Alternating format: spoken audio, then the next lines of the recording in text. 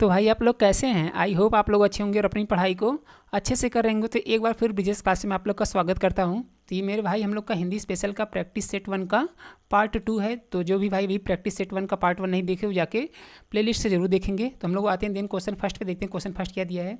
एक चीज़ सभी भाई से बता दे, जो भी भाई अभी यूपीएसआई और यूपी कांस्टेबल और यूपी लेखपाल की तैयारी कर रहे हैं मेरे भाई, उसमें जितने भी हिंदी से क्वेश्चन पूछे जाते हैं उन्हीं सब सारे इंपॉर्टेंट क्वेश्चन को मेरे भाई हम इस क्लास में कवर करवाएंगे। इसमें मिक्स क्वेश्चन की प्रैक्टिस करवाएंगे। तो हर एक क्वेश्चन से जितने भी इंपॉर्टेंट फैक्ट्स बनते हैं उसको भी एक्सप्लेन करते चलेंगे। तो सभी भाई एक शार्ट नोट्स बनाएंगे ताकि जो भी हम क्वेश्चन के बारे में अलग से एक्सप्लेन करें या क्वेश्चन से उस क्वेश्चन संबंधित जितने भी क्रॉस क्वेश्चन बनते हैं उसको भी हम एक्सप्लेन करें, तो आप अपने काफ़ी अच्छे से नोट डाउन कर पाएँ।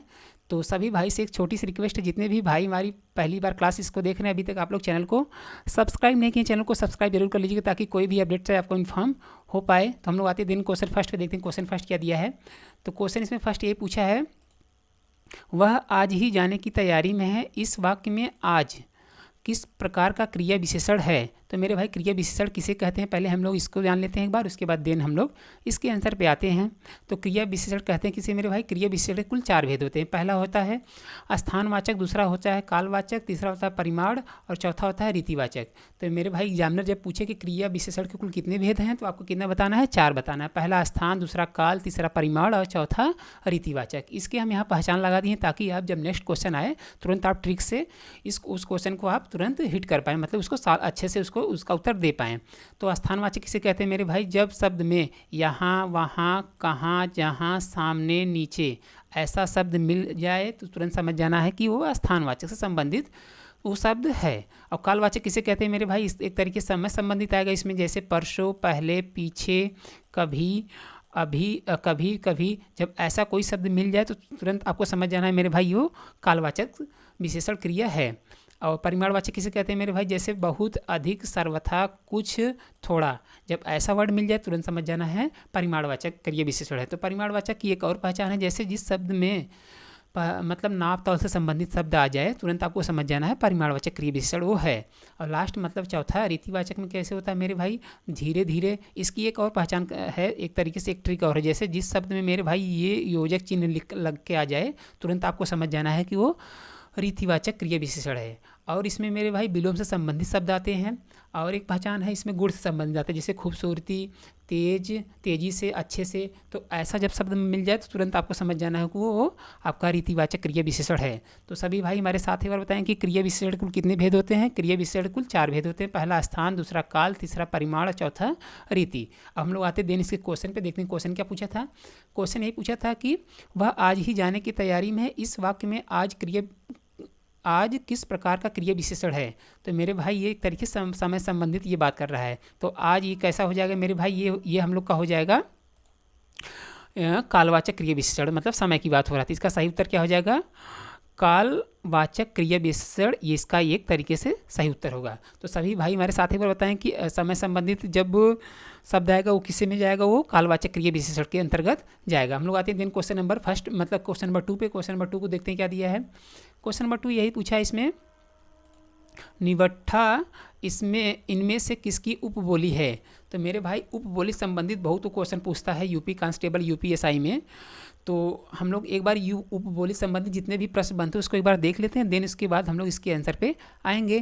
तो जैसे देखिए हिंदी की उपबोलियाँ और कौन सी भाषा कहाँ बोली जाती है, इसके बार हम लोग एक बार देख लेते हैं, उसके बाद उसके आंसर पे आते हैं। तो हिंदी मेरे भाई भाषा कहाँ कहाँ बोली जाती है? पश्चिमी हिंदी, ये आपके पश्चिमी हिंदी की ये एक तरीके से उपबोली है पश्चिमी हिंदी। इसमें कौन कौन सी बोलियाँ आती हैं मेरे भाई? खड़ी बोली आती है, कौरवी आती है, ब्रज आता है, हरियाणी आती है, बुंदेली आती है, कन्नौजी आती है।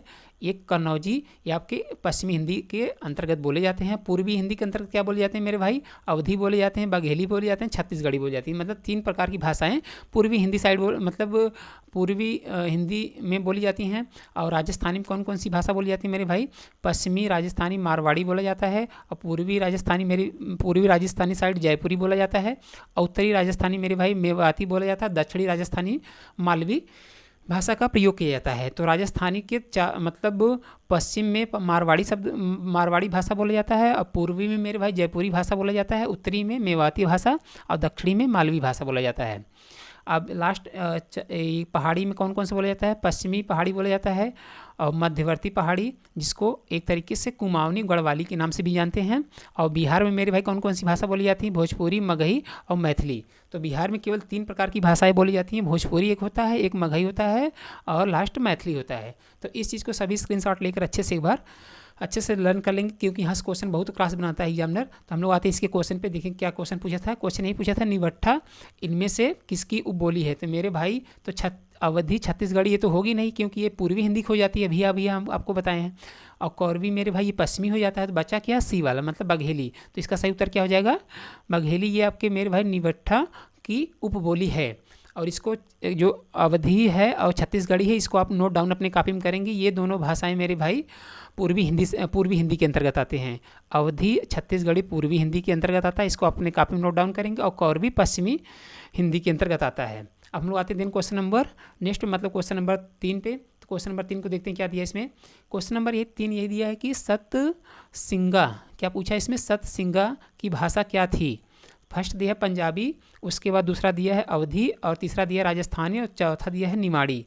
तो मेरे भाई सतसिंगा कौन सी भाषा के अंतर्गत आता है? ये निमाड़ी के अंतर्गत आता है। ये एमपी साइड बोला जाता है। एमपी में एक क्षेत्र है निमाड़, उसी के वहीं ये निमाड़ी भाषा बोली जाती है। तो यही क्वेश्चन इसमें पूछा है। तो इसका सही उत्तर क्या हो जाएगा? डी, यानी जो एमपी में क्षेत्र पड़ता है, इस चीज़ को अपने कॉपी में नोट डाउन करेंगे कि एमपी में क्षेत्र पड़ता है निमाड़ क्षेत्र, उस वहीं निमाड़ी भाषा का प्रयोग किया जाता है। तो वही पूछा है कि सतसिंगा की भाषा क्या थी? तो सतसिंगा की मेरे भाई भाषा निमाड़ी हो जाता है, जो कि एमपी के निमाड़ क्षेत्र में बोला जाता है। अब हम लोग आते हैं क्वेश्चन नंबर नेक्स्ट पे। तो इसके बारे में जो भी अलग से बनते हैं उसको भी देख लेते हैं इसी वक्त। जैसे यहाँ डिटेल हम लगा दिए, देख सकते हैं। सतसिंगा की भाषा मेरे भाई निमाड़ी थी, जो भी हम आपको बता दिए, जो कि मध्य प्रदेश के निमाड़ क्षेत्र की एक बोली है। सतसिंगा के गीतों और रचनाओं की भाषा निमाड़ी थी। निमाड़ी मध्य प्रदेश के निमाड़ क्षेत्र में बोली जाने वाली एक प्रकार की भाषा है। तो सिंपल यही आपको जानना है कि सतसिंगा एक तरीके से भाषा है जो कि निमाड़ एमपी में पड़ता है, वहीं ये भाषा बोली जाती है। तो इसके बारे में डिटेल इन्फॉर्मेशन था। हम लोग आते हैं दिन क्वेश्चन नंबर नेक्स्ट पे। क्वेश्चन नंबर 4 दिया है, बनाफरी इनमें से किसकी उपबोली है? तो मेरे भाई एग्जामिनर जो यूपीएसआई में और यूपी कांस्टेबल, यूपी लेखपाल में उपबोली से मेरे भाई 1 से 2 क्वेश्चन आते हैं। इस चीज़ को जितने भी इंपॉर्टेंट वो पूछता है, उसी क्वेश्चन को हम यहाँ लेके आए हुए हैं। तो अच्छे से अपने कॉपी नोट डाउन करिएगा। पूछा यही है, बनाफरी इनमें से किस बोली की उपबोली है? पहला दिया कौरवी, दूसरा दिया बघेली, और तीसरा दिया ब्रज, और चौथा दिया है इनमें से कोई नहीं। तो मेरे भाई बनाफरी की उपबोली कौन सी हो जाती है? मेरे भाई बनाफरी की एक तरीके से बुंदेली हो जाती है, राठौरी हो जाती है, और पवारी, भदावरी, कुंडी ऐसी हो जाती। बट ये तो कौरवी बघेली होगा नहीं, ब्रज भी नहीं होगा, क्योंकि ये ब्रज आपके यहाँ मथुरा साइड बोला जाता है।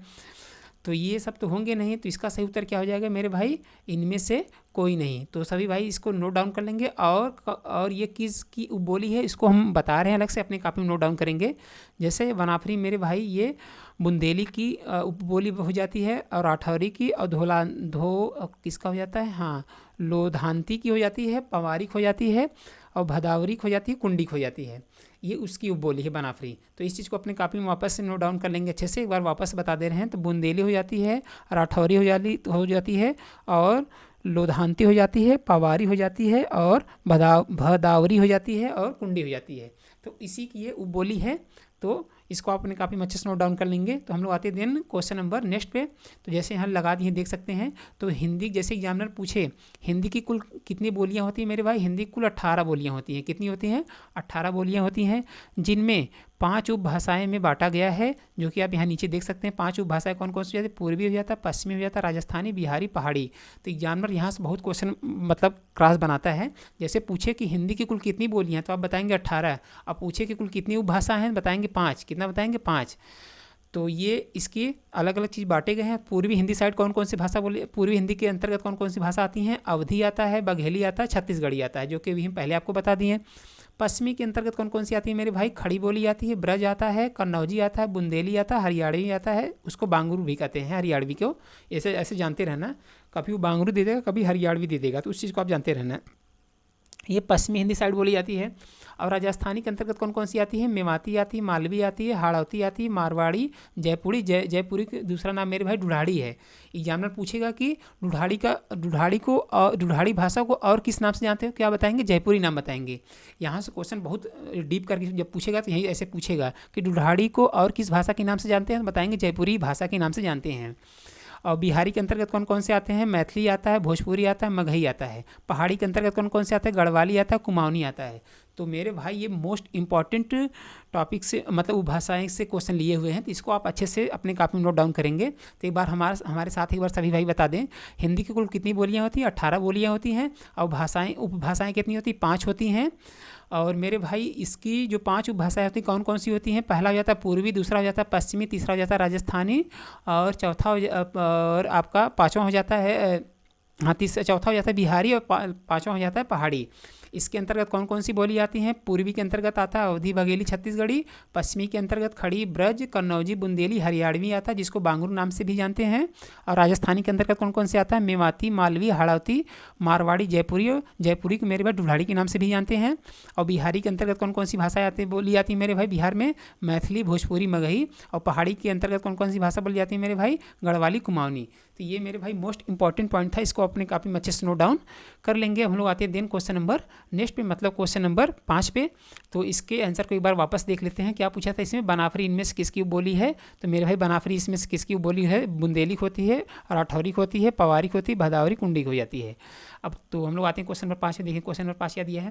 क्वेश्चन नंबर 5 पूछा इसमें से इनमें से कौन सा शब्द सांप का पर्यायवाची है? तो मेरे भाई पर्यायवाची तो आपको याद ही करना है, एक क्वेश्चन जरूर आएगा, चाहे यूपीएसआई का एग्जाम हो, चाहे यूपी कांस्टेबल या यूपी लेखपाल का एग्जाम हो, उसमें एक क्वेश्चन तो जरूर आएगा पर्यायवाची को। तो जो भी मोस्ट इंपॉर्टेंट पर्यायवाची बनता है उसी को हम यहाँ लिए हुए हैं, तो अच्छे से आप अपने कापी में नोट डाउन करिएगा। पूछा यही है कि इनमें से कौन सा शब्द सांप का पर्यायवाची है। तो जब आप एग्जाम में जाइएगा, क्वेश्चन को पढ़ने से पहले मेरे भाई जब देखिएगा जो चीज़ पूछा उसको अंडरलाइन जरूर कर लीजिएगा, ताकि तुरंत आपका माइंड वहीं क्लिक करे कि क्या पूछा हुआ है। तो ऐसे आप क्वेश्चन को रीड आउट करेंगे तो टाइम लग जाएगा, तो क्वेश्चन आपके कम अटेंड कर पाएंगे। तो आप उसको अंडरलाइन कर लीजिएगा, तुरंत आप उस चीज़ को आप अपने दिमाग में समझ लेंगे। तो यही पूछा कि इनमें से कौन सा शब्द सांप का पर्यायवाची है। पहला दिया है अहि, और दूसरा दिया है अभोग, तीसरा दिया है गोकर्ण, और चौथा दिया है उपर्युक्त सभी। तो मेरे भाई ये जो सांप का पर्यायवाची होती है मेरे भाई अहि भी होता है, और उसके बाद ये भी होता है, अभोग भी होता है, गोकर्ण भी होता है। मतलब इसका सही उत्तर क्या हो जाएगा? उपरोक्त में सभी हो जाएगा। तो ये आपके सांप के पर्यायवाची हो जाते हैं। अहि भी होता है, अभोग भी होता है, और गोकर्ण भी होता है। तो मेरे भाई सांप के और पर्यायवाची होते हैं जो कि अभी हम आपको दिखा दे रहे हैं और बता भी रहे हैं, उसको अपने कॉपी में नोट डाउन करिए। पहला हो जाता है सर्प, नोट डाउन करिए, सर्प हो जाएगा, और विषधर हो जाएगा, और फणीधर हो जाएगा, और नाग तो जानते ही हैं, और ब्याल भी हो जाएगा, भुजंग हो जाएगा। इस चीज़ को सभी भाई अपने कॉपी में नोट डाउन करेंगे कि इसका ये इंपॉर्टेंट पर्यायवाची है, इसको अच्छे से नोट डाउन करिए। ये तो हम 3 तो लगा दिए हैं, अहि है, एक अभोग है, एक गोकर्ण है, और जो हम अलग से बता रहे हैं उसको नोट डाउन करिए। उसके बाद हो जाता है सर्प हो जाता है, विषधर हो जाता है, फणीधर हो जाता है, नाग हो जाता है, ब्याल हो जाता है, भुजंग हो जाता है। ये सब सांप के पर्यायवाची हैं। इसके स्क्रीनशॉट को भी नीचे लगाए हैं, उसको भी एक बार दिखा दे रहे हैं। तो जैसे आप देख सकते हैं, तो मेरे भाई क्या पूछा था? जैसे पर्यायवाची कहते हैं किसे हैं?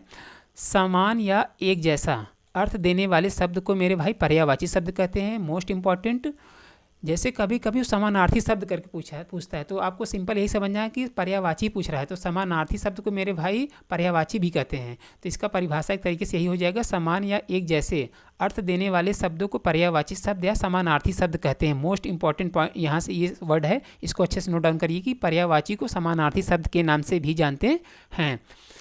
और तो ये कुछ इंपॉर्टेंट पर्यायवाची जैसे आप देख सकते हैं, हवा का पर्यायवाची क्या हो जाएगा मेरे भाई? पवन हो जाता है, वायु हो जाता है, समीर हो जाता है, वात हो जाता है, बयार हो जाता है, प्रकंपन हो जाता है, समी हो जाता है। ये हवा का पर्यायवाची है।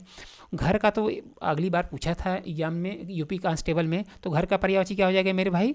घर का पर्यायवाची हो जाएगा गृह हो जाएगा, सदन हो जाएगा, आवास हो जाएगा, आयालय हो जाएगा, गेह हो जाएगा, निवास हो जाएगा, निलय हो जाएगा, मंदिर हो जाएगा। ये वाला पूछा था, मंदिर करके पूछा था, सब वो अलग मतलब लगा दिए थे। ये भी जानते रहना कि घर का पर्यायवाची मंदिर भी होता है। और अमृत का पर्यायवाची क्या हो जाएगा मेरे भाई? सुधा हो जाएगा, सोम हो जाएगा, पीयूष हो जाएगा, अमी हो जाएगा, और जीवन नो दुख, जीवन में दुख हो जाएगा। और अग्नि का पर्यायवाची क्या हो जाएगा मेरे भाई? अग्नि का पर्यायवाची हो जाता है आग हो जाता है, अनल हो जाता है, पावक हो जाता है, वही और वाही हो जाता है। ये अनल हवा का मत लगा देना, अनल हवा का नहीं होता, ये आग का पर्यायवाची होता है अनल, तो अनिल होता है उसका। अश्व का मतलब घोड़ा का पर्यायवाची क्या हो जाएगा, जो अभी हम आपको बताए हैं, सॉरी साहब का बताए थे। ये अश्व का भी बहुत पूछता है, तो अश्व का क्या पर्यायवाची हो जाएगा मेरे भाई? घोड़ा हो जाएगा, अय हो जाएगा, तुंग हो जाएगा, वाजी हो जाएगा, घोटक हो जाएगा, सैंध हो जाएगा और तुरंग हो जाएगा। क्या क्या हो जाएगा, ये मोस्ट इंपॉर्टेंट है, इसको अपने कॉपी में अभी तुरंत नोट डाउन करिए। तो अश्व का पर्यायवाची क्या हो जाएगा मेरे भाई? घोड़ा हो जाता है, है हो जाता है, तुंग हो जाता है, वाजी हो जाता है, घोटक हो जाता है, सैंध हो जाता है, तुरंग हो जाता है। आकाश का पर्यायवाची क्या हो जाता है मेरे भाई? आकाश का पर्यायवाची गगन होता है, नभ होता है, आसमान होता है, व्योम होता है, अंबर होता है, धव होता है और आंतरिक्ष होता है और अनंत भी होता है। क्या होता है? अनंत आकाश का भी पर्यायवाची होता है। आँख का तो इसको आपको थोड़ा सा ये तो बहुत पता ही होगा, जैसे ये 2-3 ठो इसमें अलग है, जैसे चक्षु हो जाएगा, अक्षी हो जाएगा, अम्बक भी होता है आँख का पर्यायवाची, और दृष्टि भी हो जाता है, विलोचन भी हो जाता है। नयन, दृक, लोचन ये सब तो आप जानते ही हैं। लोचन उनका मत लगा देना है, बजरंग बली का लोचन देखो ये आँख का पर्यायवाची होता है। और जल का पर्यायवाची क्या हो जाएगा मेरे भाई? जल का पर्यायवाची वारी हो जाता है, पानी तो पता ही है, नीर भी पता होगा आपको, सलील होता है, तोय होता है, उदक भी होता है, अम्बु भी होता है, जीवन भी होता है। जीवन भी आपका देखो जल का पर्यायवाची होता है। अपय भी होता है, अमृत भी होता है और मेद पुष्प भी होता है। ये सब आपके जल का पर्यायवाची हो जाते हैं। और नदी का पर्यायवाची क्या क्या हो जाता है मेरे भाई? सरिता आपको पता है, तटनी भी आपको पता होगा, तरंगड़ी भी पता होगा, निर्झड़ी देखो होता है, निर्झड़ी भी होता है, और क्या हो जाता है? अपांग भी हो जाता है और निम्नगा होता है। ये मोस्ट इंपॉर्टेंट वर्ड है, ये तो जरूर करके पूछता है यहाँ से बजा के। तो नदी का पर्यायवाची ये भी जानते रहना कि निम्नगा भी नदी को कहते हैं। और एक हो जाता है लास्ट वाला कुलकंसा भी हो जाता है, ये नदी के पर्यायवाची हो जाते हैं। पवन का तो पता ही है आपको, समीर, वायु, अनिल जो ही आपको बताया। देखो इस चीज़ में अंतर समझना, अनिल देखो पवन का होता है और अनल आग का होता है। तो ये सब वेरी मोस्ट इंपॉर्टेंट पर्यायवाची थे। इसको सभी भाई इसका स्क्रीनशॉट लेना चाहते ले सकते हैं, या नोट डाउन करना चाहते हैं तो वीडियो को पॉज करके नोट डाउन कर लेंगे। तो पर्यायवाची को और किस नाम से जानते हैं मेरे भाई? पर्यायवाची को समानार्थी शब्द के नाम से भी जानते हैं। तो इसका भी क्या उत्तर हो जाएगा? इसका मेरे भाई उपरयुक्त सभी हो जाएगा, क्योंकि सांप का पर्यायवाची अहि भी होता है, अभोग भी होता है और गोकर्ण भी होता है। तो हम लोग देन क्वेश्चन नंबर आते हैं 6 पे। क्वेश्चन नंबर 6 को देखते हैं क्या दिया है। ये इंपॉर्टेंट पर्यायवाची है, इसके स्क्रीनशॉट ले लीजिएगा और अच्छे से इसको याद कर लीजिएगा। तो विलोम शब्द जैसे यहाँ लगा दिए, देख सकते हैं एक ही साथ में दो दो चीज़ हो जाएगा, सही रहेगा। दिन का मेरे भाई विलोम रात होता है, आपको पता है। सुबह का शाम होता है, सत्य का सत्य होता है। जैसे इंपॉर्टेंट इसमें क्या है, जैसे आप जान लो कि ये अमृत का विष होता है और आरंभ का अंत होता है, ये तो पता ही होगा आपको। और आर्द्र का एक तरीके से गीला होता, शुष्क मतलब एक तरीके से सूखा होता है। ईश्वर का जीव होता है, ईश्वर का उल्टा क्या विलोम क्या होता है मेरे भाई? जीव होता है। उत्कर्ण का क्या होता है? अनुत्तीर्ण होता है। कुट का मेरे भाई विलोम क्या होता है? मधुर होता है। और घृणा के मेरे भाई प्रेम होता है। और ऊपर वाला तो आपको पता ही है, अच्छे से इसको स्क्रीनशॉट लेकर याद कर लेंगे। हम लोग आते दिन क्वेश्चन नंबर 6 पे। क्वेश्चन नंबर 6 पूछा इसमें कि इनमें से कौन सा शब्द स्वाधीनता का पर्यायवाची है? तो मेरे भाई जो मोस्ट इंपॉर्टेंट पर्यायवाची एग्जामिनर पूछता है वही हम यहाँ सेलेक्ट करके लाए हैं। तो स्वाधीनता का पर्यायवाची क्या हो जाएगा मेरे भाई? पहला दिया है संप्रभुता, और दूसरा दिया है आत्मनिर्भरता, और तीसरा दिया है स्वतंत्रता, और डी दिया है स्वच्छंदता। तो मेरे भाई स्वाधीनता का पर्यायवाची क्या हो जाता है? स्वाधीनता का पर्यायवाची हो जाता है स्वतंत्रता हो जाता है। इसका सही उत्तर क्या हो जाएगा? सी, मतलब स्वाधीनता का पर्यायवाची मेरे भाई क्या हो जाएगा? स्वतंत्रता हो जाएगा। तो सभी भाई हमारे साथ एक बार बताएं, स्वाधीनता का पर्यायवाची क्या हो जाएगा? स्वतंत्रता इसका पर्यायवाची हो जाएगा। तो और इसके इंपॉर्टेंट कुछ पर्यायवाची हम आपको दिखाई दिए, जो कि आप इसका स्क्रीनशॉट लेके अच्छे से याद कर लीजिएगा। तो हम लोग आते हैं क्वेश्चन नंबर 7 पे। क्वेश्चन नंबर 7 दिया इसमें, इनमें से कौन सा शब्द तत्सम नहीं है? तो तत्सम तद्भव कहते हैं, पहले की मतलब किसे कहते हैं, इसको हम लोग जान लेते हैं। तो सिंपल यही समझना कि तत्सम का मतलब होता है संस्कृत और तद्भव का मतलब होता है हिंदी। क्या होता है तत्सम का मतलब? तत्सम का मतलब संस्कृत होता है और तद्भव का मतलब मेरे भाई हिंदी होता है। इसके हम डिफिनेशन तो अभी दिखा दे रहे हैं, बट हम जो बता रहे हैं उसको अपने अच्छे से याद कर लो कि तत्सम को संस्कृत कहते हैं और तद्भव को हिंदी कहते हैं। तो जैसे तत्सम शब्द पूछे तो संस्कृत वाला शब्द बताना है, और तद्भव वाला पूछे तो हिंदी वाला बताना है। जब देखो इसकी पहचान एक तरीके से आप कर सकते हो, जैसे तत्सम में एक तरीके से अनुस्वार वाला मात्रा लग के आएगा, उसमें से वो शब्द बोलने में आपको थोड़ा सा कठिन लगेगा। जो थोड़ा सा शब्द कठिन बोलने में लगे उसे तत्सम समझ जाना, और जो थोड़ा सा आसान बोलने में लगे उसको हिंदी का वर्ड समझ जाना, मतलब उसको तद्भव समझ जाना। तो इसकी ये पहचान है। तो इसके हम एक बार एक तरीके से डिफिनेशन को मतलब परिभाषा को भी दिखा दे रहे हैं। तो तद्भव तत्सम किसे कहते हैं मेरे भाई? संस्कृत भाषा के कुछ ऐसे शब्द होते हैं जो हिंदी में बिना परिवर्तन के प्रयुक्त होते हैं, मतलब प्रयोग होते हैं, उन शब्द को मेरे भाई तत्सम शब्द कहते हैं। जबकि संस्कृत भाषा के ऐसे शब्द जिनमें थोड़ा सा परिवर्तन करके हिंदी में प्रयुक्त किया जाता है उन्हें तद्भव शब्द कहते हैं। तो ये एक तरीके से इसका परिभाषा हो गया। तो जो हम बताए हैं ट्रिक उससे आप पहचान सकते हैं। तो तत्सम को मेरे भाई संस्कृत कहते हैं, तद्भव को हिंदी कहते हैं। तब यही क्वेश्चन पूछा है कि इनमें से कौन सा शब्द तत्सम नहीं है, मतलब एक तरीके से पूछ रहा है कि वो हिंदी का कौन सा शब्द है। तो मेरे भाई दीपक, तो ये मेरे भाई ये आपका संस्कृत शब्द है। और तिलक भी हो जाता है, दीठी तो नहीं, दीठी तो वैसे हमें लग रहा है ये हिंदी शब्द है, ठीक है, ये हिंदी का है। दीठी का मतलब होता है मेरे भाई दृष्टि होता है। तो ये तिलक ये आपका भी तत्सम है। और तैल भी होता है, तेल का हिंदी होता है तेल। तो ये आपका सही उत्तर क्या हो जाएगा मेरे भाई? कौन सा तत्सम नहीं है? यही हिंदी वाला शब्द है, दीठी। क्या हो जाएगा? ये दीठी हिंदी शब्द है, इसका संस्कृत मतलब इसका तत्सम क्या हो जाएगा? इसका तत्सम मेरे भाई दृष्टि हो जाएगा। तो यही इसका सही उत्तर हो जाएगा। और दीपक का क्या हो जाएगा मेरे भाई? हिंदी दिया हो जाएगा। और तिलक का क्या हो जाएगा? टीका हो जाएगा। और तैल का क्या हो जाएगा मेरे भाई? तेल हो जाएगा। इस चीज़ को अपने कॉपी में नोट डाउन कर लेंगे। एक बार वापस से बता रहे हैं, दीपक का क्या हो जाएगा हिंदी मेरे भाई? दिया हो जाएगा। और तिलक का क्या हो जाएगा? टीका हो जाएगा। तेल का क्या हो जाएगा मेरे भाई? तैल हो जाएगा। इस चीज़ को अपने कॉपी में अपने नोट डाउन कर लेंगे। कुछ इंपॉर्टेंट हम यहाँ लगा दिए हैं, तत्सम तद्भव देख सकते हैं। तो अग्नि का क्या हो जाएगा मेरे भाई? आग होता है। अगम क्या? अगम अगम होता है। अमूल्य क्या? अमूल होता है। अज्ञान का अनजान होता है। अमृत का तद्भव क्या हो जाएगा मेरे भाई? देखो अमृत। देखो जो शब्द बोलने में आसान लगे, सिंपल समझ जाना, हिंदी वाला शब्द है। और जो थोड़ा सा बोलने में कठिन लगे उसको समझ जाना, संस्कृत का शब्द है। और कदली का केला हो जाएगा। और अष्ट का मेरे भाई आठ होता है। अक्षी का मतलब आँख होता है। और कोकिल का मेरे भाई कोयल होता है। आमलक का मेरे भाई आंवला होता है। आमलक का तद्भव क्या हो जाएगा? आंवला हो जाएगा। आम्र का मेरे भाई आम होता है। आश्रय का आसरा होता है। कूप का कुआं होता है। कूप ये जानते रहना, ये वाला पूछा था अगली बार। कूप का सब तद्भव क्या हो जाएगा? कुआं हो जाएगा। आलस का मेरे भाई आलस होगा। और गंधर्व का मेरे भाई गधा हो जाता है। इसको एक तरीके से वैशाख नंदन भी कहते हैं गाधा को।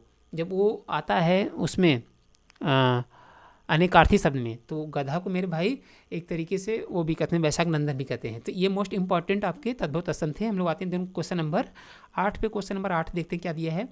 क्वेश्चन नंबर 8 ये पूछा है कि आग और राग का कवि, मतलब पूछा है आग और राग का कवि किसे कहा जाता है। पहला ऑप्शन दिया माखनलाल चतुर्वेदी जी, और दूसरा दिया नागार्जुन जी, और तीसरा दिया निराला जी, और डी ऑप्शन दिया लास्ट वाला रामधारी सिंह दिनकर। तो मेरे भाई आग का राग के कवि कौन हो जाते हैं मेरे भाई? ये तो आपके रामधारी सिंह दिनकर है। निराला जी तो हैं नहीं। और नागार्जुन, हाँ नागार्जुन भी नहीं है। तो ये जो हैं रामधारी सिंह दिनकर मेरे भाई, ये आग और राग के कवि कहे जाते हैं। मतलब इन्हीं का इन्होंने ये लिखे थे, तो इनके कवि यही माने जाएंगे, रामधारी सिंह दिनकर। तो इसका सही उत्तर क्या हो जाएगा? डी, यानी रामधारी सिंह दिनकर। ये इन्होंने आग का राग कवि इन्हीं को कहा जाएगा। इसका सही उत्तर ये हो जाएगा। और निराला का मेरे भाई क्या हो जाता है? महाप्राण हो जाते हैं। महाप्राण ये लिखे निराला जी। तो कुछ मोस्ट इंपॉर्टेंट कवि के नाम भी हम आपको दिखा देंगे, जो एग्जामिनर बहुत बार रिपीट करके पूछता है और वहाँ से क्वेश्चन बनते हैं, उसको भी हम दिखा दे रहे हैं। अभी इसका उत्तर क्या हो जाएगा? आग और राग का कवि किसे कहा जाता है मेरे भाई? रामधारी सिंह दिनकर को कहा जाता है।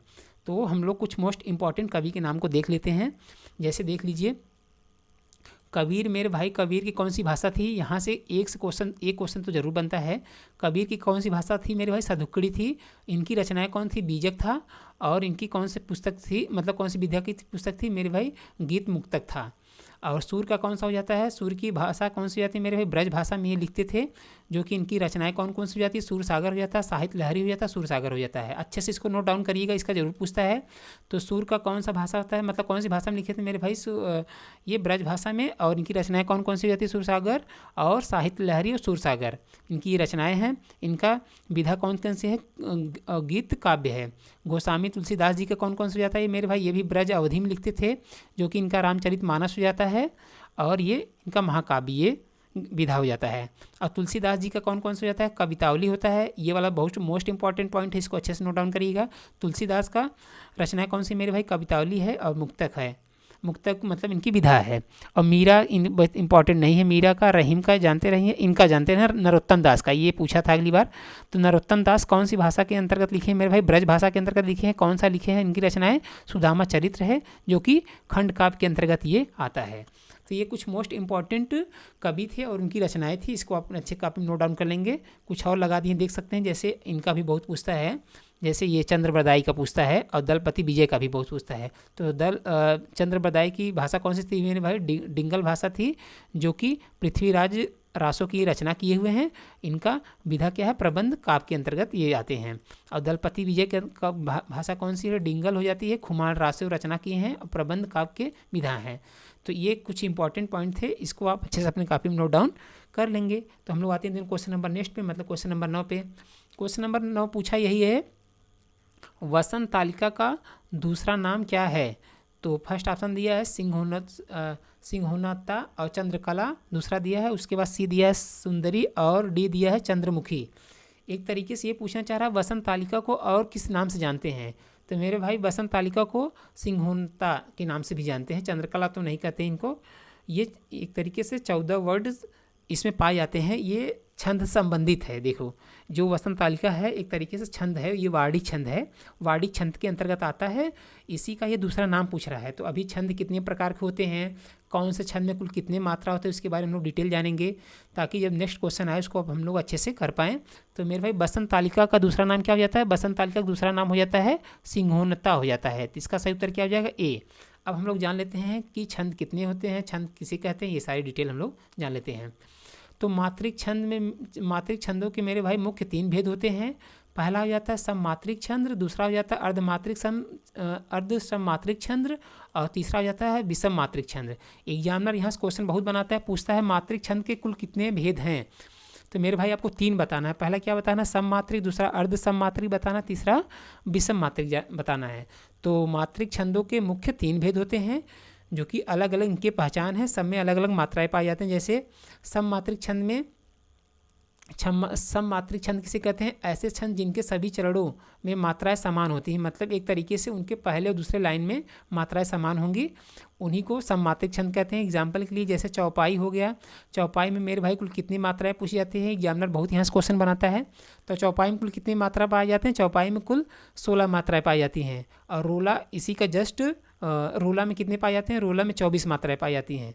टोटल मतलब काउंट करने पर 24 मात्राएं पाई जाती हैं। और हरिगीतिका में प्रत्येक चरण में 26 मात्राएं पाई जाती हैं। ये सममात्रिक छंद के अंतर्गत आता है। तो कौन कौन से सममात्रिक छंद के अंतर्गत आता है? चौपाई आता है, रोला आता है जिसमें 24 मात्राएं पाई जाती हैं, और गीतिका में 26 मात्राएं पाई जाती हैं। तो ये सममात्रिक छंद के अंतर्गत आता है। यहाँ सीधा सीधा क्वेश्चन बनाता है वो, कि पूछता है कि चौपाई कौन सा छंद है? तो मात्रिक ही बताना है। रोला को भी मात्रिक बताना है और हरिगीतिका को भी मात्रिक छंद बताना है। और दूसरा हो जाता है अर्ध सममात्रिक छंद, ऐसे छंद जिनमें पहले और तीसरे चरण में मात्राएं समान होती हैं, मतलब एक तरीके से एक जैसे होती हैं, और एक दूसरे तथा चौथे चरण में मात्राएं समान होती हैं। किसमें? दूसरे वाले मतलब पैराग्राफ में। और उदाहरण के लिए जैसे दोहा एक तरीके से अर्ध सममात्रिक छंद के अंतर्गत आता है। तो दोहा में मेरे भाई पहली लाइन में 13 होगी, दूसरे लाइन में 11 मात्रा होगा। तो यहाँ से सीधा सीधा एग्जामिनर क्वेश्चन बना देता है, पूछता है कि दोहा में कुल कितनी मात्राएं पाई जाती हैं, मतलब पहले चरण में कितनी पाई जाती हैं, दूसरे चरण में। तो पहले चरण में 13 पाई जाती हैं, दूसरे चरण में 11 मात्राएं पाई जाती हैं। और सोठा इसी का जस्ट उल्टा होता है दोहा का। तो दोहा का उल्टा पूछेगा तो क्या बताएंगे? सोठा बताएंगे। तो सोठा में कितनी मात्राएं पाई जाती है? 11-13, और दोहा में 13-11 पाई जाती हैं। तो यहाँ से सीधा सीधा क्वेश्चन बना देता है, पूछता है कि दोहा का उल्टा क्या होगा? तो आपको सोठा बताना है। मात्रा पूछे तो इसको हम एक्सप्लेन कर दिए हैं, अपने कॉपी में नोट डाउन कर लेंगे। लास्ट होता है विषम मात्रिक छंद, ऐसे छंद जिनमें चरणों में मात्राएं असमान होती हैं, मतलब एक तरीके से अलग होती हैं। ये छंद प्रायः 2 या 2 से अधिक छंदों के मिश्रण से बनते हैं, मतलब मिलाकर बनते हैं। जैसे एग्जाम्पल कुंडलिया जैसे जो छंद बनता है वो दोहा प्लस रोला को मिलाकर बनता है, मतलब इसमें दोहा और रोला को मिक्स करके तब कुंडलिया छंद बनाया जाता है, जो कि विषम मात्रिक के अंतर्गत आता है। और रोला और उलाला छंद मिला के रोला और उलाला मेरे भाई मिला के छप छंद बनता है। तो यहाँ से सीधा सीधा क्वेश्चन वो बना देता है, पूछेगा कुंडलिया छंद किससे मिलके बना है? तो आपको दोहा रोला बताना है। क्या बताना है? दोहा रोला बताना है। छप क्या बताना है? छप छंद किससे मिलके बनता है? रोला और उलाला से मिलके बनता है। तो ये वेरी मोस्ट इंपॉर्टेंट पॉइंट थे, इसको आप अपने कापी में अच्छे से नोट डाउन कर लेंगे। तो एक बार वापस से हमारे साथ बता दें कि मात्रिक छंद के कुल कितने भेद होते हैं। मात्रिक छंद कुल 3 भेद होते हैं, पहला सममात्रिक, दूसरा अर्धसममात्रिक और तीसरा विषम सममात्रिक। बस आपको सिंपल यही याद रखना है, क्योंकि वहाँ लिखना नहीं है, आपको टिकी करना है। तो सिंपल यही जानना कि मात्रिक छंदों के कुल 3 भेद होते हैं।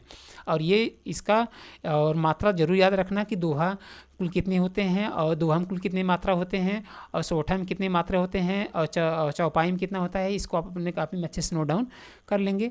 अब यही इसका सही उत्तर क्या हो जाएगा। वसंत तालिका का दूसरा नाम होता है सिन्होत्ताय, जो कि ये वार्डी छंद के अंतर्गत आता है। अब हम लोग आते हैं दिन क्वेश्चन नंबर नेक्स्ट पे। क्वेश्चन नंबर नेक्स्ट देखते हैं क्या दिया। क्वेश्चन नंबर 10वां पूछा इसमें, करोड़ रस के देवता इनमें से कौन हैं। तो करोड़ रस के देवता कौन हो जाते हैं।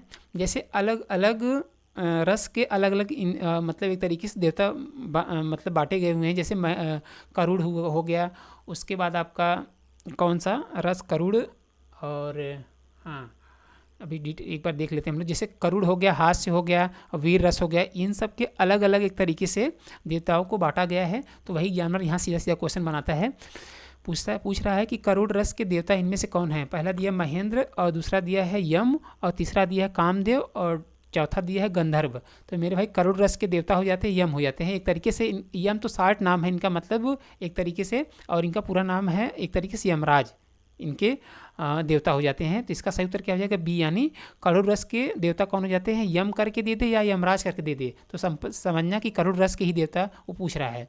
तो करोड़ रस के देवता कौन कौन से हो जाते हैं। 60 नेम इनका यम है, और पूरा नाम इनका यमराज है। अभी जैसे हम दिखा दे रहे हैं आपको, जैसे देख सकते हैं। श्रृंगार रस के देवता कौन हो जाते हैं, विष्णु हो जाते हैं। हास्य रस के मेरे भाई प्रमथ हो जाते हैं। और करोड़ रस के देखो अभी जो बताए थे यमराज, या कुछ परंपराओं के वरुण भी इनके नाम से भी जानते हैं। और रौद्र रस के मेरे भाई हो जाते हैं शिव होते हैं रौद्र रस के देवता। वीर रस के मेरे भाई इंद्र होते हैं। और भयानक रस के काल होते हैं। और विभत्स रस के मेरे भाई महाकाल होता है।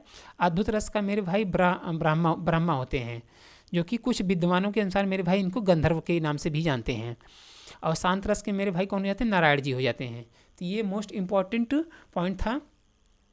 तो रस किसे कहते हैं इनके बारे में हम लोग देख लिए, और किसके कौन देवता हैं इनके बारे में बता दिए। अब क्वेश्चन ये पूछा था करोड़ रस के देवता इनमें से कौन हो जाते हैं, यम हो जाते हैं। तो हम लोग आते हैं दिन क्वेश्चन नंबर नेक्स्ट पे। क्वेश्चन नंबर मतलब 11 पे। क्वेश्चन नंबर 11 क्या दिया इसमें। क्वेश्चन नंबर 11 दिया, मात्र आज्ञा क्या सही संधि विच्छेद कौन सा है। तो संधि विच्छेद कहते किसे हैं, संधि कुल कितने प्रकार के होते हैं, पहले हम लोग इसके बारे में जानना है, ताकि जब नेक्स्ट क्वेश्चन आए उसको हम लोग अच्छे से कर पाएँ। तो संधि विच्छेद आपको करना कैसे, इसके भी ट्रिक हम बताएंगे, और कौन से संधि को कैसे पहचानना है उसको भी हम लोग यहीं देखेंगे। तो अभी आते हैं हम लोग संधि के बारे में डिटेल देख लेते हैं पहले। तो संधि की परिभाषा क्या हो जाएगी मेरे भाई। संधि का शाब्दिक अर्थ होता है मेल या जोड़ा, मतलब दो शब्दों से मिल के जो बनता है उसे एक तरीके से संधि कहते हैं। अतः दो निकटवर्ती वर्णों के सहयोग से जो विकार उत्पन्न, मतलब विकार का मतलब परिवर्तन होता है, उसे संधि कहते हैं। जैसे एग्जाम्पल फॉर हिमालय लिखा हुआ है, तो हिमालय मेरे भाई जब आप वर्ड विच्छेद करेंगे तो पहले हिम लिखेंगे। जब भी वर्ड विच्छेद करेंगे तो जब एक तरीके से वर्ड विच्छेद करते टाइम ये ध्यान दिया जाता है कि कौन से शब्द में एक तरीके से स्वर निकल रहा है। जिस शब्द में मेरे भाई स्वर निकलता है वहीं से उस शब्द को अलग कर दिया जाता है, और जो आपका व्यंजन होता है उसको अलग कर दिया जाता है। तो वहीं से वर्ड विच्छेद करके संधि को निकाला जाता है। उसके अभी एग्जाम्पल को भी दिखा देंगे नीचे। और एक एग्जाम्पल जैसे महिंद्र है, तो महिंद्र को संधि विच्छेद हम लोग करेंगे तो कैसे होगा, मही प्लस इंद्र होगा। तो ये इसके एग्जाम्पल थे। संधि के कुल 3 प्रकार होते हैं। जब प्रकार पूछे 3 बताएंगे। पहला होता है स्वर संधि, और दूसरा होता है व्यंजन संधि, और तीसरा होता है विसर्ग संधि। तो एग्जामिनर सीधा सीधा यहाँ से क्वेश्चन पूछ लेता है कि संधि के कुल कितने प्रकार हैं। संधि के कुल 3 प्रकार होते हैं, पहला स्वर, दूसरा व्यंजन, तीसरा विसर्ग। और पूछे कि स्वर संधि के कुल कितने एक तरीके से भेद होते हैं। प्रकार पूछे तो 3 बताना है, भेद पूछे तो 5 बताना है। कितना बताना है, भेद 5। पहला हो जाएगा दीर्घ हो जाएगा, दूसरा हो जाएगा गुण हो जाएगा, उसके बाद तीसरा वृद्धि हो जाएगा, और चौथा आपका यड़ हो जाएगा, और 5वां मतलब लास्ट वाला अयादि स्वर संधि हो जाएगा। तो यहाँ से क्वेश्चन और सीधा जब डीप करके पूछेगा तो यहाँ से पूछेगा कि स्वर संधि के कुल कितने भेद हैं। तो स्वर संधि के मेरे भाई कुल 5 भेद होते हैं, जो कि हम आपको दिखा दिए। पहला दीर्घ स्वर संधि, दूसरा गुण स्वर संधि, तीसरा वृद्धि स्वर संधि, और चौथा आपका यड़ स्वर संधि, और 5वां अयादि स्वर संधि। इनकी पहचान अभी हम दिखाएंगे, बट अभी आपको इतना जानना है कि स्वर संधि के कुल 5 भेद होते हैं, और इसके प्रकार 3 होते हैं। तो इसकी हम लोग पहचान देख लेते हैं। तो स्वर संधि मेरे भाई की दीर्घ स्वर संधि की पहचान क्या होती है? जिस शब्द में मेरे भाई आ, ई और उ का जिक्र होगा और बड़ी मात्रा का प्रयोग होगा उसे दीर्घ स्वर संधि कहेंगे। फॉर एग्जाम्पल जैसे विद्यालय, महात्मा, ग्रीस, भानुदय। और एक तरीके से सिंपल यही समझना है, जिस शब्द में बड़ा आ और बड़ी ई बड़ा उ शब्द का जिक्र हो वहाँ समझ जाना कि ये दीर्घ स्वर संधि है। दीर्घ का मतलब होता है बड़ा एक तरीके से, और जिसमें बड़ी मात्रा का प्रयोग हो उसे दीर्घ स्वर संधि कहते हैं। और दूसरा गुण स्वर संधि की पहचान कैसे करेंगे? जिसमें ए और ओ की मात्रा आ जाए मेरे भाई उसे गुण स्वर संधि कहते हैं। ये एक तरीके से ऊपर लगता है, जैसे एग्जाम्पल रमेश हुआ, नरेश हुआ, महेंद्र हुआ और महोदय हुआ।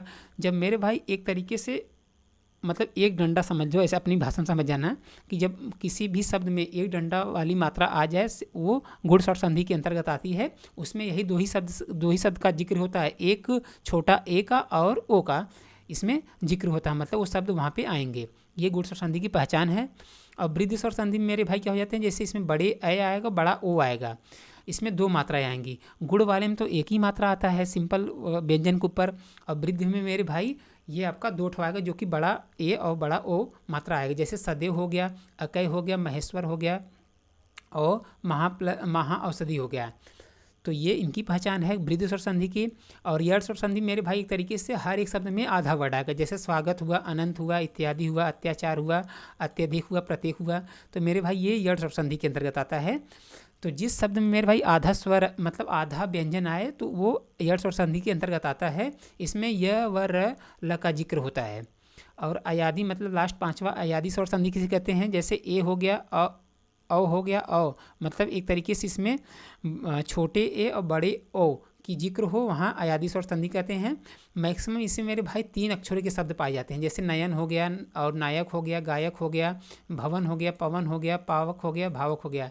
तो जहाँ 3 शब्द मिल के मतलब 3 शब्द आ जाए और उसमें पूछे कि कौन सा संधि है तो तुरंत आपको समझ जाना कि अयादि। तो अयादि में 3 अक्षर शब्द आते हैं। यड़ में आधा व्यंजन आएगा और वृद्धि में मेरे भाई डबल डंडे वाला मतलब बड़ी मात्रा का प्रयोग होगा। गुण में मेरे भाई एक डंडे वाला का प्रयोग मतलब छोटी मात्रा का प्रयोग होगा। और दीर्घ में मेरे भाई बड़े मात्रा का प्रयोग होगा। इसकी ये पहचान है। और संधि के कुल कितने प्रकार होते हैं? 3 प्रकार होते हैं, भेद आपके 5 हो जाते हैं। तो क्वेश्चन इसमें क्या पूछा था? क्वेश्चन ये पूछा था मात्रा आज्ञा क्या सही संधि विच्छेद क्या हो जाएगा? पहला दिया मात्र प्लस आज्ञा, दूसरा दिया मात्र प्लस आज्ञा और तीसरा दिया मात्र प्लस जहाँ आज्ञा, और डी वाला दिया है मात्र प्लस आज्ञा। तो इसका सही उत्तर क्या हो जाएगा मेरे भाई? इसका सही उत्तर हो जाएगा डी वाला। तो मात्र प्लस आज्ञा इसका सही संधि विच्छेद होगा। इसको आप वर्ड विच्छेद करके चेकआउट एक बार अच्छे से कर लेना, यही इसका सही उत्तर होगा। पहला ये देखो ये वाला तो होगा नहीं तुम्हारा बी वाला, क्योंकि इसमें एक तरीके से रैफ का मात्रा नीचे नहीं लगा है। तो आप जब वर्ड विच्छेद करोगे तो ये वहाँ आएगा, तो उसको आप करके तभी देखेंगे। तो इसका सही उत्तर क्या हो जाएगा? मात्र प्लस आज्ञा हो जाएगा। अब हम लोग आते हैं देन क्वेश्चन नंबर नेक्स्ट पे। क्वेश्चन नंबर नेक्स्ट देखते हैं क्या दिया है। क्वेश्चन नंबर नेक्स्ट दिया है इसमें मतलब 12, करबला के रचनाकार कौन है? तो रचनाकार से संबंधित यूपीएसआई, यूपी कांस्टेबल या आपका यूपी लेखपाल का एग्जाम हो, उसमें मेरे भाई एक रचना तो जरूर पूछेगा, एक रचनाकार का नाम। तो जो मोस्ट इम्पॉर्टेंट रचनाकार हैं उनके मतलब उन्हीं के नाम को यहाँ सेलेक्ट किए हुए हैं, तो उसको हम एक बार डिटेल अभी दिखाएंगे। क्वेश्चन ये पूछा इसमें करबला के रचनाकार कौन है? फर्स्ट दिया बेचन शर्मा उग्र, और बी ऑप्शन दिया राही मासूम रजा, और सी ऑप्शन दिया प्रेमचंद्र, और डी ऑप्शन दिया है प्रभा खेतान। तो करबला के रचनाकार कौन हो जाते हैं मेरे भाई? करबला के रचनाकार एक तरीके से प्रेमचंद जी होते हैं, प्रेमचंद। तो प्रेमचंद से संबंधित और ये रचनाकार मतलब इनकी और रचनाएं हैं, उसको हम देख लेते हैं। बट अभी इनका सही उत्तर क्या हो जाएगा? करबला का रचनाकार प्रेमचंद जी हो जाते हैं। और इनकी और रचनाएं हैं उसको भी हम दिखा दे रहे हैं। जैसे एग्जामिनर यहाँ से एक क्वेश्चन और पूछेगा कि प्रेमचंद के बचपन का नाम क्या था? क्या बताएंगे मेरे भाई? प्रेमचंद का बचपन का नाम धनपत राय था। क्या था? धनपत राय, ये प्रेमचंद का बचपन का नाम था। जो कि इनका जन्म तो वैसे अब तो नहीं पूछता यहाँ से, बहुत पहले पूछता था 2020 उसमें जब यूपीएसआई का एग्जाम, यूपी कांस्टेबल का एग्जाम हुआ तो उसमें पूछा था कि इनका जन्म कहाँ हुआ था और कब, ये एक तरीके से ये कहाँ के रहने वाले हैं। अब यहाँ से नहीं पूछता, बट ये जानते रहना कि बचपन का नाम इनका धनपत राय था और इनका जन्म 31 जुलाई 1880 में हुआ था, जो कि लमही गाँव एक बनारस में पड़ता है, वहीं की ये रहने वाले थे। ये उत्तर प्रदेश में नहीं होता है, मतलब है डिस्ट्रिक्ट एक है वाराणसी, वहीं लमही गांव है, वहीं की ये रहने वाले थे। और इनकी मृत्यु मेरे भाई 8 अक्टूबर 1936 को हुआ था। अब मोस्ट इंपॉर्टेंट इनकी रचनाएं हैं, जैसे लगा दी हैं, देख सकते हैं। तो उपन्यास तो पूछता ही है, जैसे पूछेगा कि प्रेमचंद के उपन्यास कौन कौन से हैं, क्या क्या बताएंगे, सेवा सदन बताएंगे, निर्मला बताएंगे, रंगभूमि बताएंगे, कर्मभूमि बताएंगे, गबन बताएंगे, गोदान, ये इनकी उपन्यास हैं। तो यहाँ से एक क्वेश्चन पूछ ही लेता है। तो ये मोस्ट इम्पॉर्टेंट रचनाकार हैं, मतलब बहुत महत्वपूर्ण प्रेमचंद का रचनाकार उपन्यास है, इसको अच्छे से याद करिएगा। वापस देखेंगे सब लोग कौन कौन से हो जाते हैं, सेवा सदन हो जाता है, निर्मला हो जाता है, रंगभूमि हो जाता है, कर्मभूमि हो जाता है, गबन हो जाता है, गोदान हो जाता है, ये इनकी उपन्यास हैं। और नाटक कौन कौन से जाते हैं, नाटक तो देखिए अभी पहला वाला जो पूछा था, करबला हो जाता है, संग्राम हो जाता है, प्रेम की वेदी हो जाता है। तो ये नाटक तो अच्छे से याद रखना, इनकी 3 ही नाटक है। देखो करबला हो जाता है, एक संग्राम होता है, एक प्रेम की वेदी होती है। तो इनकी 3 ही नाटक है, इसको अच्छे से याद कर लीजिएगा। और इनकी कहानी कौन कौन सी हो जाती है मेरे भाई, पंच परमेश्वर होता है, सज्जनता होता है, और दंड होता है, ईश्वरी होता है। और ईश्वरी न्याय पूरा नाम है। और दुर्गा का मंदिर होता है, आत्माराम होता है, बूढ़ी काकी होता है, इन्हीं बूढ़ी काकी इन्हीं का है, प्रेमचंद का है। और सवा शेर गेहूँ इन्हीं का रचना है, प्रेमचंद का कहानी है। और शतरंज के खिलाड़ी, ये मोस्ट इंपॉर्टेंट है, ये अगली बार पूछा था कांस्टेबल में। शतरंज के खिलाड़ी कहानी के रचनाकार कौन हो जाते हैं मेरे भाई, प्रेमचंद हो जाते हैं। तो इनकी मोस्ट इंपॉर्टेंट ये रचना कहानियाँ हैं, अच्छे से याद कर लेंगे। तो जल्दी जल्दी वापस एक बार हम लोग देख लेते हैं। उपन्यास कौन कौन से हो जाता है, सेवा सदन हो जाता है, निर्मला हो जाता है, रंगभूमि, कर्मभूमि, गबन और गोदान, ये इनकी उपन्यास हो जाएंगी। और नाटक कौन कौन से हैं, करबला, संग्राम, प्रेम की वेदी, इनकी नाटक हो जाएंगी। और कहानी कौन कौन से हो जाते हैं मेरे भाई, पंच परमेश्वर और सज्जनता और दंड हो जाता है, ईश्वर न्याय हो जाएगा, दुर्गा का मंदिर हो जाएगा, आत्मराम हो जाएगा, बूढ़ी काकी हो जाएगा, सवा शेर गेहूँ हो जाएगा, शतरंज के खिलाड़ी हो जाएगा। ये इनकी कहानियाँ थी। और इनका बचपन का नाम क्या था मेरे भाई, धनपत राय था। और क्वेश्चन क्या पूछा था, क्वेश्चन ये पूछा था करबला के रचनाकार कौन हो जाते हैं, प्रेमचंद जी हो जाते हैं।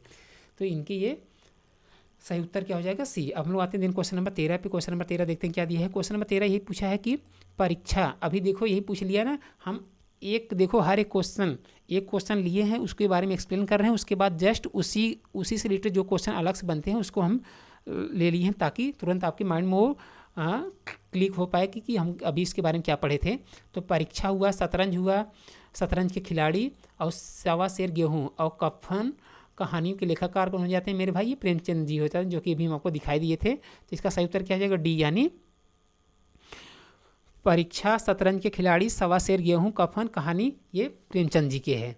तो इनका ये मोस्ट इम्पॉर्टेंट एक तरीके से इनकी कहानियाँ हैं। तो हम लोग आते हैं दिन क्वेश्चन नंबर नेक्स्ट पे, क्वेश्चन नंबर 14 पे, जो कि कुछ जैसे जयशंकर के बारे में भी हम लोग देख सकते हैं, यहीं पे बता दे रहे हैं एक बार, क्योंकि यहाँ इनका भी बहुत पूछता है। तो जयशंकर जी का जयशंकर प्रसाद कहाँ के रहने वाले थे, वाराणसी के रहने वाले थे।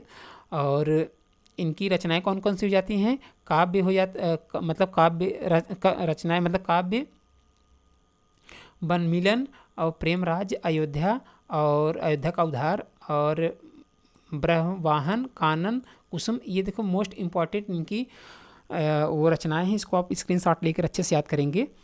तो हम लोग आते हैं दिन क्वेश्चन नंबर नेक्स्ट पे। क्वेश्चन नंबर 14 दिया है, केंद्रीय हिंदी प्रशिक्षण संस्थान किस विभाग के तहत आता है। देखो यहाँ 2 क्वेश्चन बनेगा। कभी कभी वो पूछता है कि केंद्रीय हिंदी प्रशिक्षण संस्थान किस विभाग के तहत आता है या किस विभाग के तहत कार्य करता है। और कभी कभी पूछता है केंद्रीय हिंदी प्रशिक्षण संस्थान कहाँ पर है। तो इसके बारे में पहले हम लोग देख लेते हैं, उसके बाद इसके आंसर पे आएंगे। जैसे देखेंगे, देखो केंद्रीय हिंदी प्रशिक्षण संस्थान का मुख्यालय मेरे भाई आगरा में है। जब मुख्यालय पूछे तो आगरा बताना है। क्या बताना है, केंद्रीय हिंदी प्रशिक्षण संस्थान का मुख्यालय कहाँ है, आगरा में है। जबकि केंद्रीय हिंदी प्रशिक्षण की संस्था, ये आपका मुख्यालय नई दिल्ली में है।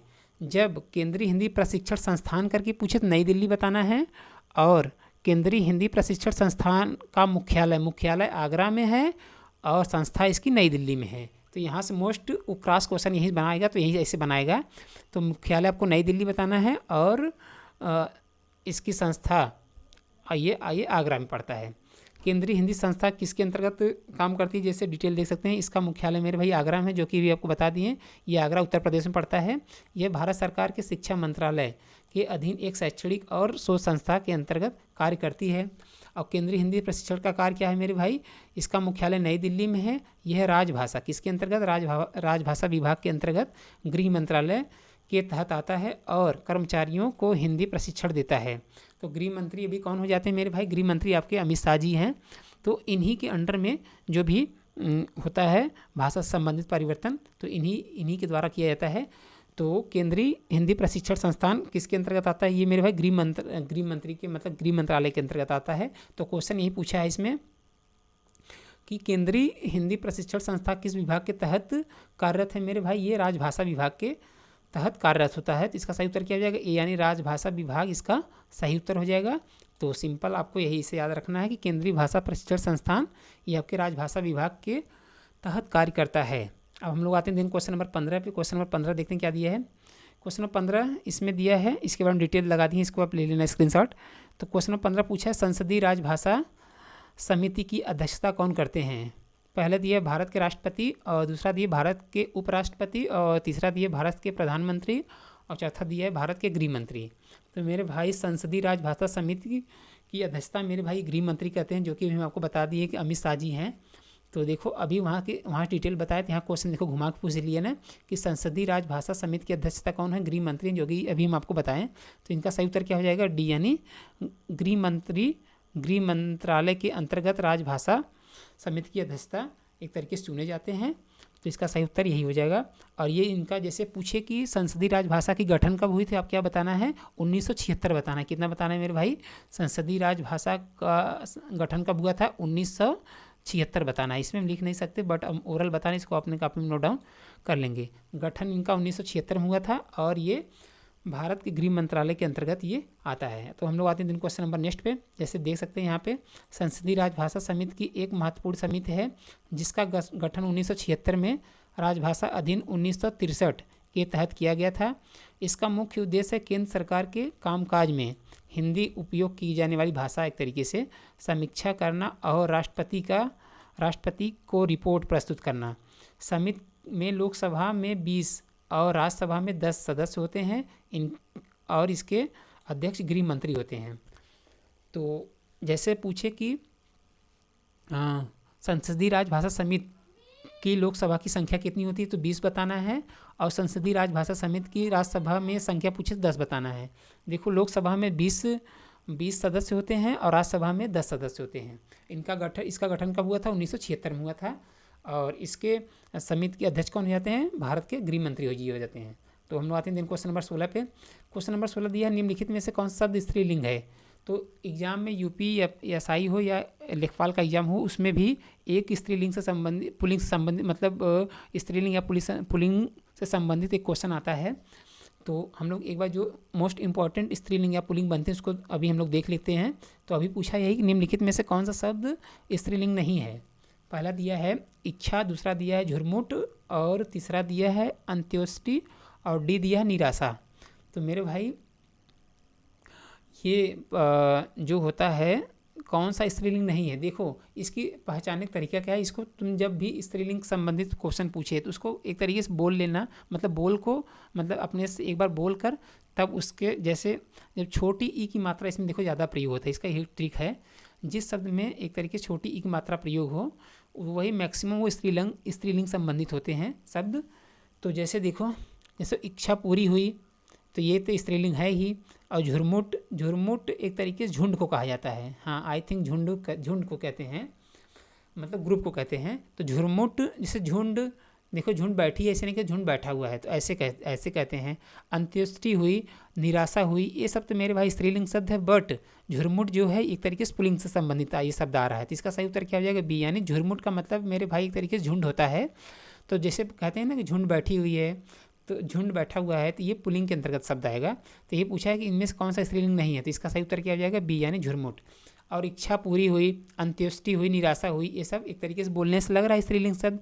तो ये सब स्त्रीलिंग से संबंधित शब्द हैं। कुछ मोस्ट इंपॉर्टेंट हम लोग देख लेते हैं, जैसे एग्जाम्पल। तो स्त्रीलिंग और पुल्लिंग कहते हैं किसे हैं, इसके एक बार हम लोग डिफिनेशन को देख लेते हैं। जैसे हिंदी में लिंग के 2 भेद होते हैं, पुल्लिंग होता है एक और एक स्त्रीलिंग होता है, जबकि संस्कृत में 3 होते हैं। एग्जामिनर यहाँ से क्वेश्चन पूछेगा कि लिंग कुल कितने प्रकार के होते हैं, तो आपको 2 बताना है। इससे पूछे हिंदी में कुल लिंग कितने प्रकार के होते हैं, तो आपको 2 बताना है, एक स्त्रीलिंग एक पुल्लिंग बताना है। और संस्कृत में पूछे, संस्कृत में 3 बताना है। संस्कृत में ये देखो कुल 3 होता है, एक होता है पुल्लिंग होता है, एक स्त्रीलिंग होता है, एक नपुंसक लिंग होता है। तो संस्कृत में कुल 3 लिंग होते हैं और हिंदी में आपके 2 लिंग होते हैं। अंग्रेजी का तो वैसे पूछेगा नहीं, इसमें 4 होते हैं, तो इससे हमसे कुछ मतलब है नहीं, केवल संस्कृत और हिंदी का याद रखना है। कुछ मोस्ट इंपॉर्टेंट स्त्रीलिंग पुल्लिंग लगा दी हैं, देख सकते हैं, जैसे अभिनेता का अभिनेत्री हो जाएगा। देखो हम ये आपको ट्रिक बताए थे ना कि मैक्सिमम वर्ड में देखो छोटी की मात्रा का प्रयोग होता है, उसको स्त्रीलिंग शब्द के संबंधित उसको रखते हैं। तो अहिर का अहिरिनी हो जाएगा, आत्मज के मेरे भाई आत्मजा हो जाएगा, ऊँट का ऊँटनी हो जाता है, ऊँचा का ऊँची हो जाता है, कबूतर का कबूतरी हो जाता है। कबूतर का क्या हो जाएगा? कबूतरी स्त्रीलिंग हो जाएगा। कवि का मेरे भाई कवित्री होता है, काला का काली होता है, कुत्ता का मेरे भाई कुतिया होता है, और कुम्हार का कुम्हारनी होता है, छतरी का छतराड़ी होता है, और गधा का मेरे भाई गधी होता है। ये मोस्ट इंपॉर्टेंट है, ये अगली बार पूछा भी था। तो गधा की स्त्रीलिंग क्या हो जाएगा मेरे भाई? गधी हो जाएगा। अच्छे से इसको देखो। और कुछ जैसे इसका जो पर्यायवाची होता है उसको मत लगा देना। ये देखो गधा का सिंपल एक तरीके से गधी पर्यायवाची हुआ। इसकी हम पहचान बता दिए, छोटी की मात्रा मैक्सिमम प्रयोग होते हैं। गाया का गायिका होता है, और गुड्डा का मेरे भाई गुड़िया होता है, गूंगा का गूंगी होता है, और गोरा का मेरे भाई गोरी होता है, ग्वाल का मेरे भाई ग्वालिनी होता है, घोड़ा का घोड़ी होता है। तो ये सब मोस्ट इम्पॉर्टेंट आपके पुल्लिंग और स्त्रीलिंग शब्द थे। हिंदी में मेरे भाई 2 होते हैं लिंग, और संस्कृत में 3 होते हैं। यहाँ से क्वेश्चन वो बनाएगा तो संस्कृत से बनाएगा, तो इसको जानते रहना कि संस्कृत में 3 होता है। तो अभी इसका उत्तर क्या हो जाएगा मेरे भाई? झुरमुटी आपका स्त्रीलिंग शब्द नहीं है, पुल्लिंग है। और इच्छा, अंत्येष्टि, निराशा ये सब आपके पुल्लिंग शब्द हैं। तो हम लोग आते हैं दिन क्वेश्चन नंबर 17 पे। तो क्वेश्चन नंबर 17 को देखने से पहले भाई आप जरूर कमेंट सेक्शन में बताना कि क्लास कैसा है। और जितने भी पहली बार भाई क्लास को देख रहे हैं अभी तक आप लोग चैनल को सब्सक्राइब नहीं किए, चैनल को सब्सक्राइब जरूर कर लीजिएगा, ताकि कोई भी अपडेट से आपको इन्फॉर्म हो सके। देखो हम हर एक क्वेश्चन के बारे में एक्सप्लेन पूरा डिटेल कर रहे हैं, ताकि जब नेक्स्ट क्वेश्चन इससे आए तुरंत आपके माइंड में वो ट्रिक क्लिक हो पाए कि हाँ यहाँ से सर इसके एक्सप्लेन को बताए थे और इसका आंसर यही होगा। तो अभी क्या पूछा है गंगा संज्ञा का कौन सा प्रकार है। अब देखो संज्ञा कहते किसे हैं, एग्जामिनर यहाँ से संज्ञा से एक क्वेश्चन भी बनाता है। हम मिक्स क्वेश्चन का प्रैक्टिस इसलिए करा रहे हैं ताकि हर एक टॉपिक से क्वेश्चन एक तरीके से हम लोग का कवर भी हो जाए, और हम लोग का हर एक हर एक टॉपिक के एक तरीके से ट्रिक को हम लोग समझ भी पाएँ, उसको क्वेश्चन को पकड़ने का तरीका भी समझ पाएँ। इसलिए मेरे भाई हम मिक्स क्वेश्चन का यहाँ प्रैक्टिस लेकर हम आए हुए हैं। तो पूछा हुआ गंगा संज्ञा का कौन सा प्रकार है। तो संज्ञा कुल कितने होते हैं, पहले हम लोग इसको जान लेते हैं। कौन सा संज्ञा किसके अंतर्गत आता है, इसके बारे में हम लोग डिटेल जान लेते हैं, उसके बाद हम लोग इसके आंसर पे आते हैं। तो मेरे भाई संज्ञा के कुल कितने भेद होते हैं? संज्ञा के कुल मेरे भाई 5 भेद होते हैं।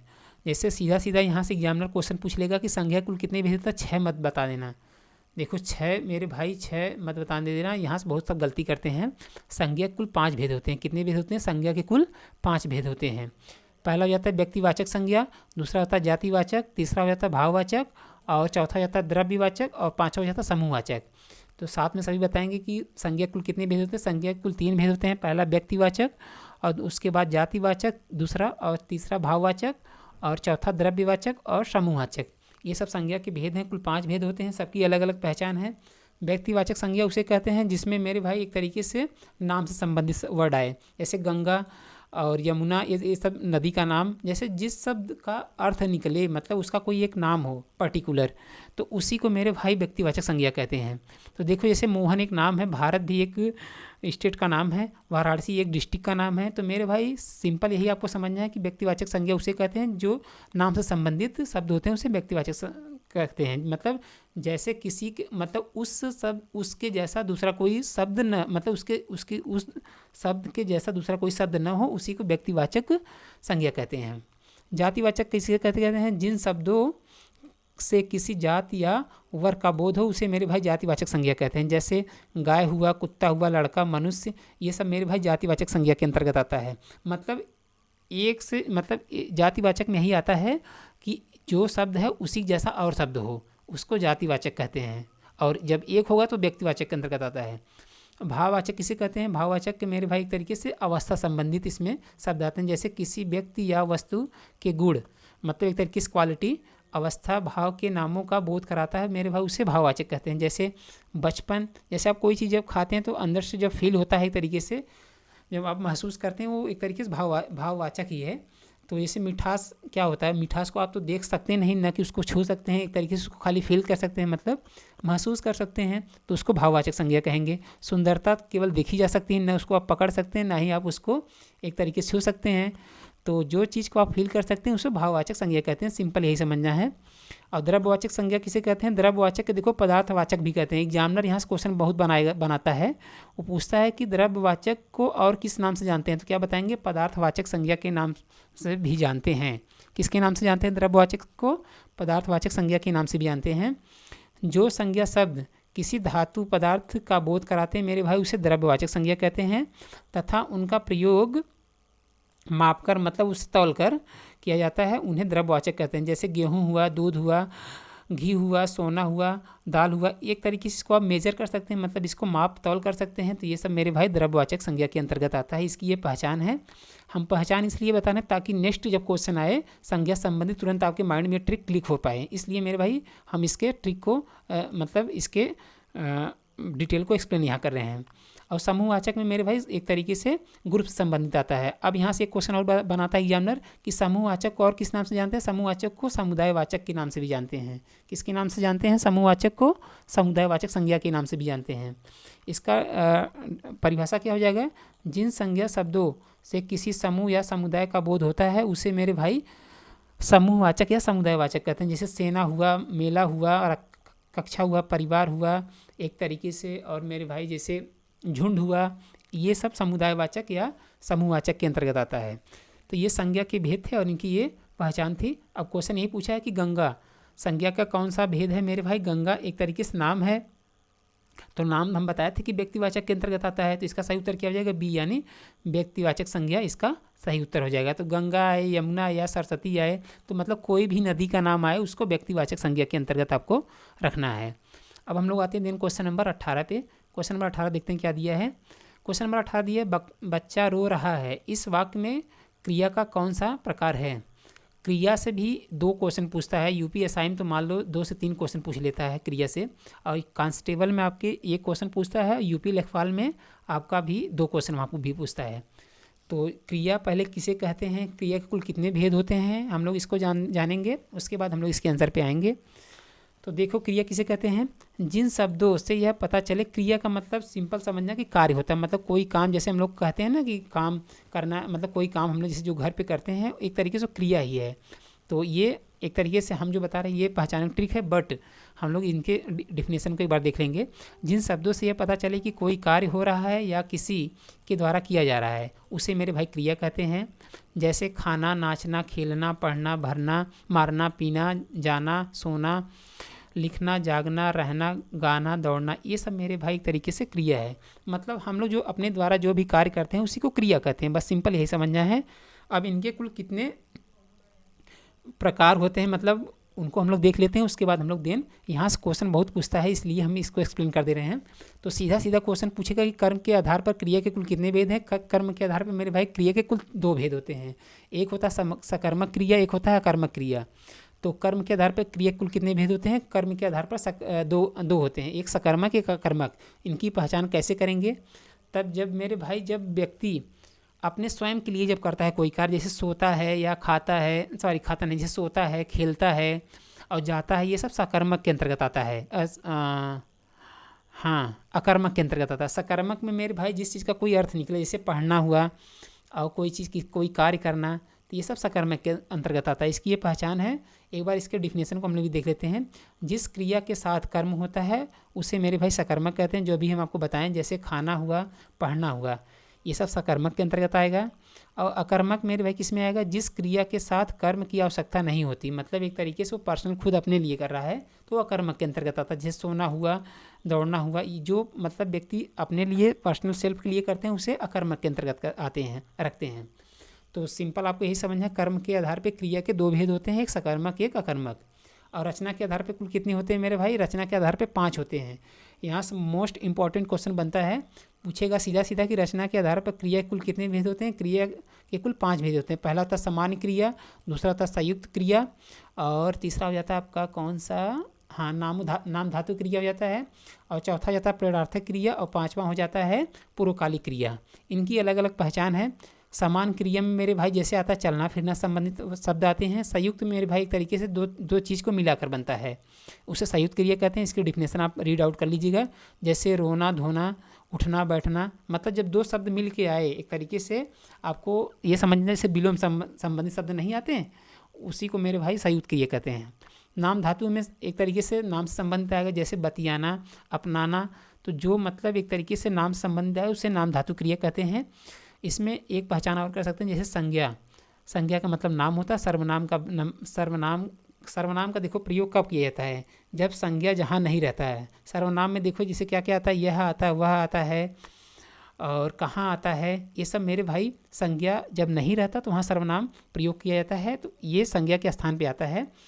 तो जिस शब्द में संज्ञा सर्वनाम या विशेषण से क्रिया बनता है उसे मेरे भाई नाम धातु क्रिया कहते हैं। इसकी ये पहचान है, ये इनके एग्जाम्पल दिखा दिए हैं। बतियाना, अपनाना, ये नाम धातु के अंतर्गत आता है। प्रयार्थक क्रिया किसे कहते हैं मेरे भाई? प्रयार्थक क्रिया का मतलब जैसे आप स्वयं न करके दूसरे व्यक्ति से कराएं। जब जैसे आपको कोई कार्य करना है या जैसे आपको एक कोई अपना कोई सब्जेक्ट लिखना है, जैसे आप खुद न लिख के आप किसी अपने दोस्त से लिखवा रहे हैं, उसे मेरे भाई प्रयार्थक क्रिया कहते हैं। सिंपल यही समझना है, जब कोई कार्य स्वयं न करके किसी दूसरे व्यक्ति से कराया जाता है उसे प्रयार्थक क्रिया कहा जाता है। इसका डिफिनेशन आप देख लीजिएगा, यही है इसमें।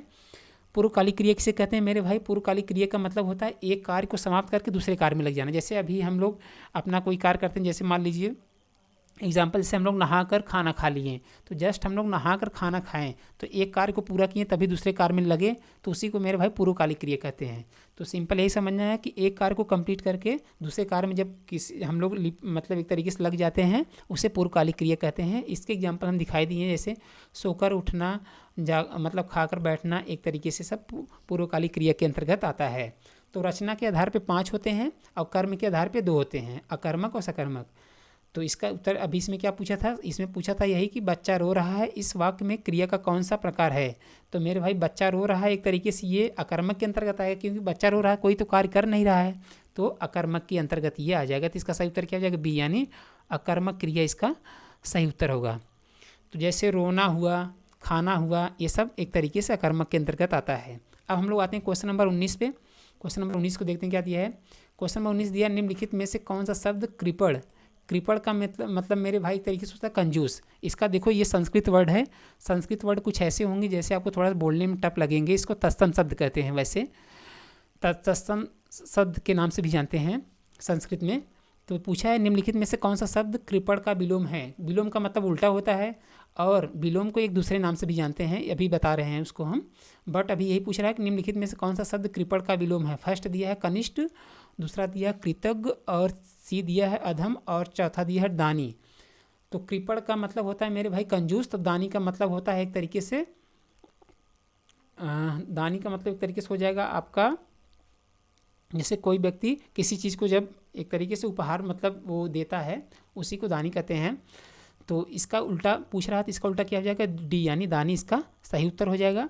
अब विलोम को दूसरे किस नाम से जानते हैं, इसको भी हम लोग देख लेते हैं। जैसे देखो विलोम किसे कहते हैं? एक दूसरे का उल्टा अर्थ बताने वाले शब्द को मेरे भाई विलोम शब्द कहते हैं।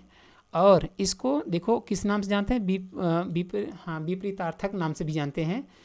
कभी कभी एग्जामिनर पूछ लेगा कि विलोम शब्द को और किस नाम से जानते हैं, तो क्या बताना है? विपरीतार्थक शब्द के नाम से भी आप इसको बताएंगे। जैसे इसमें अस्त उदय, छोटा बड़ा, ऊपर नीचे, कठोर कोमल और गर्म ठंडा, ये सब ऐसे इसमें शब्द आएंगे। मतलब एक तरीके से उल्टे शब्द इसके हर एक शब्द के आते हैं, उसी को विलोम कहते हैं। तो यही पूछा था इसमें कि कृपण का विलोम क्या हो जाएगा? कृपण का विलोम मेरे भाई दानी हो जाएगा। आप विलोम तभी बता सकते हैं जब उसके अर्थ को जानते रहेंगे। तो एक तरीके से अभी हम लोग जितने भी मोस्ट इम्पॉर्टेंट शब्द बनते हैं उसके अर्थ को भी हम लोग देख लेंगे, ताकि कोई भी विलोम आए उसके हम लोग उसके आंसर को सही कर पाएँ। तो कनिष्ठ का क्या हो जाएगा? इसको अपने कापी में नोट डाउन करेंगे। कनिष्ठ का विलोम हो जाता है मेरे भाई ज्येष्ठ होता है, और कृतज्ञ का विलोम होता है, क्या होता है? कृतज्ञ, हाँ कृतज्ञ होता है, और अधम का उत्तम होता है।